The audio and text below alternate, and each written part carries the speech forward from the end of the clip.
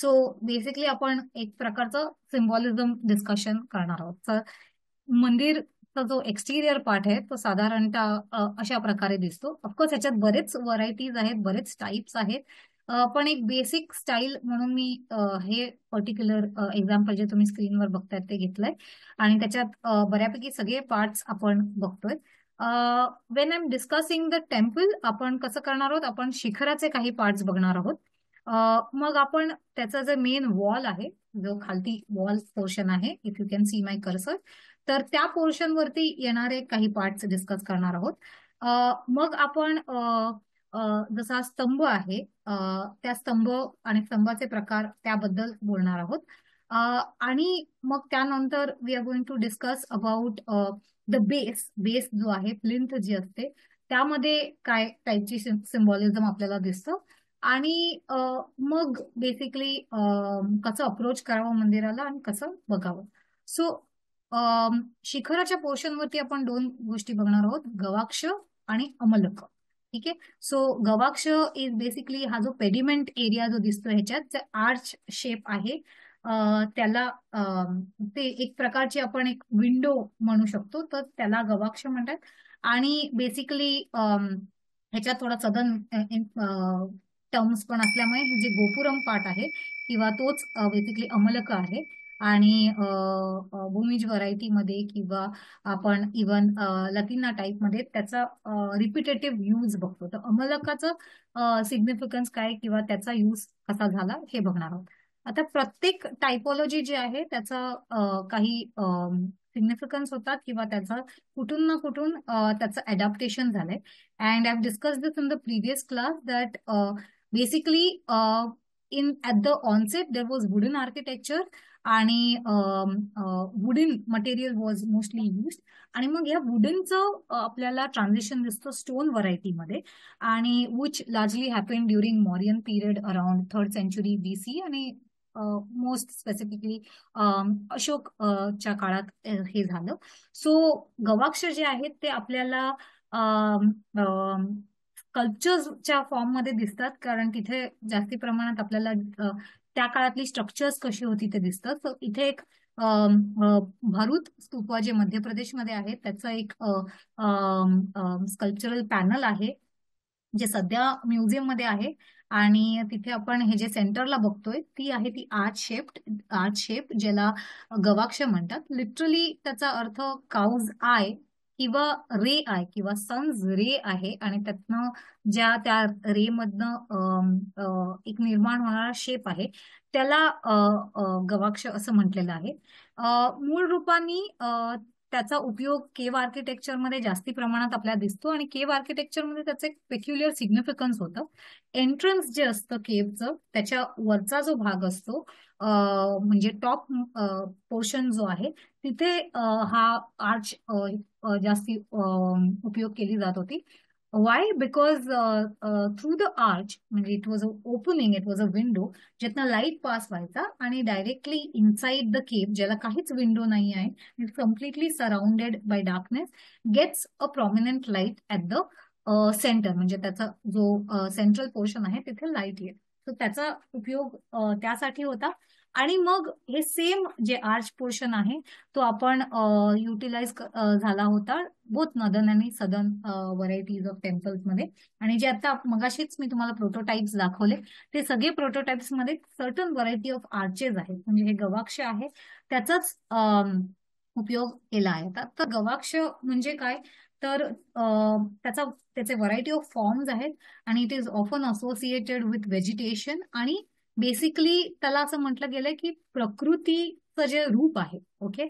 आणि आपण जेव्हा फिलॉसॉफिकली बघतो तेव्हा आपण पुरुष आणि प्रकृती असं म्हणतो. तर पुरुष मिनिंग नॉट मॅन, पुरुष मिनिंग ह्युमन फॉर्म, अँड प्रकृती meaning nature here or environment. So environmental elements कसे काय दाखवले जातील. सो या गवाक्षच्या आत बऱ्याच प्रकारचे मग डिझाईन्स आणि पॅटर्न्स यायला लागले. सो त्याच्यात लीफ पॅटर्न दिसायला लागलं, लोटस कधी कधी दिसतं. आणि जी आधी ओपन विंडो होती तीच म्हणजे जी आता हे वेगळ्या वेगळ्या प्रकारचे आर्चेस आहेत. आणि ह्या ज्या आहेत विंडोज आहेत त्या केव्ह आर्किटेक्चरसाठी जे टॉप मोस्ट पोर्शन आहेत ते ABC हे स्पेसिफिकली केव आर्किटेक्चर मध्ये युज होतात आणि त्याचा विंडो म्हणूनच उपयोग केला जात होता. आणि मग साधारणतः नंतरच्या काळात एक थर्ड फोर्थ सेंचुरी नंतर आपण इव्हन केव्स मध्ये आणि इव्हन टेम्पल्स मध्ये we see closed window. So it's not actually a window, त्याला ब्लाइंड आर्च असं पण म्हणतात इंग्लिशमध्ये. So it it is basically a closed window, just symbolic form of what the original arch use to be. आणि interesting असं आहे की Adam Hardy यांचा स्टडी आहे आणि त्यानंतर स्कॉलर्स लाईक कुमुद कानेटकर यांनी ह्याचा अभ्यास पुढे केलाय की कसं आपल्याला या आर्च पॅटर्न वरनं गिल्ड कोण आहे किंवा आर्टिस्ट कोण आहेत हे कळतं. So specifically if you look at it, artist in Indian context वर ऑलवेज अनॉनिमस. त्यांचे नावं, त्यांची काही आपल्याला रेफरन्सेस मिळत नाहीत. It's only when they started inscribing किंवा इन्स्क्रिप्शन मध्ये शिलालेखांमध्ये त्यांचा उल्लेख यायला लागला, तेव्हा आपल्याला बेसिकली हे कळलं की कोण हे आर्टिस्ट असते. पण जनरली आपल्याला ते रेफरन्सेस नाही मिळत. ऑलमोस्ट 12व्या-13व्या शतकानंतर त्यांचे रेफरन्सेस यायला. सो मग गिल्ड कुठलं असेल आणि त्याचं स्टाईल काय, हे या गवाक्ष पॅटर्न वरनं समजू शकतं. आणि स्पेसिफिकली भूमीज चे स्टाईलचं मंदिर आहे, तर त्यावर हे गवाक्ष पॅटर्न येतात, तर ते ओळखून येऊ शकतात की गिल्ड कुठलं आहे. अशा प्रकारचे स्टडीज किंवा रिसर्च झालेले आहेत. सो खालचे जे आहेत 3 DEF जे आहेत ते बेसिकली मंदिरांवर आपल्याला दिसतात. आणि त्याच्या आतमध्ये तुम्ही बघाल तर गांधर्व असतील, जे म्युझिशियन्स होते ते, किंवा दक्षिणामूर्ती म्हणजे शिवाची मूर्ती आपल्याला द्रविड स्टाईल मंदिरांमध्ये दिसते, किंवा कधी कधी मिनिएचर व्हर्जन ऑफ टेम्पल त्याच्यात दिसतं, किंवा व्हेजिटेटिव्ह फॉर्म दिसतो. तर हे अर्लिएस्ट फॉर्म आहे जे तुम्ही लेफ्टला बघतायत. आणि केव्ज मध्ये बेसिकली वेगवेगळ्या केव्ज मध्ये हे अशा प्रकारे आर्च दिसतं.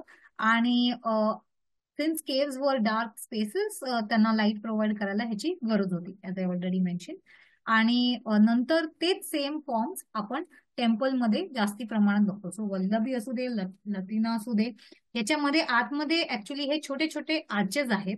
आणि ते एकावर एक बेसिकली, आता हे जसं फौसाणं आहे, तर त्याच्या प्रत्येक कॉर्नरला, आणि हे आपण मागच्या सेशनमध्ये डिस्कस केलं होतं की on every edge or corner of the shikhara superstructure there is an arch or there is a gavaksha. आणि मग then that goes on expanding, की तुम्ही केवढं मोठं ते वरचं शिखर बनवतायत त्या हिशोबाने ते होत राहणार. सिमिलरली शेखरी स्टाईलमध्ये पण दिसतं आणि भूमिज स्टाईलमध्ये पण दिसतं. सो हाच एक फॉर्म एक्सपांड होत गेला बेसिकली. आणि मग मंदिरांमध्ये हे अशा प्रकारे, म्हणजे मी एक साधारण अर्ली एक्झाम्पल घेतलंय, एक छोटं टेम्पल घेतलंय ज्याच्यामध्ये तुम्हाला क्लिअरली दिसेल की हे गवाक्ष कसं आहे. आता इथे ही विंडो नाहीये, इथे ह्याला ओपनिंग नाहीये, पण इथे बेसिकली आपण नृत्य फॉर्म ऑफ शिव किंवा नटेश किंवा नटराज फॉर्म जे आपण म्हणतो तो आपल्याला इथे दिसून येईल. तसं वेगवेगळ्या पद्धतीचे ह्याच्यात स्कल्पचरल डिपिक्शन्स येऊ लागले. आणि त्याच्यामध्ये देवी देवता असतील, किंवा त्याच्यामध्ये विद्याधर किंवा उडणारे एंजल्स वगैरे, आणि वेगवेगळ्या पद्धतीचे, आणि काही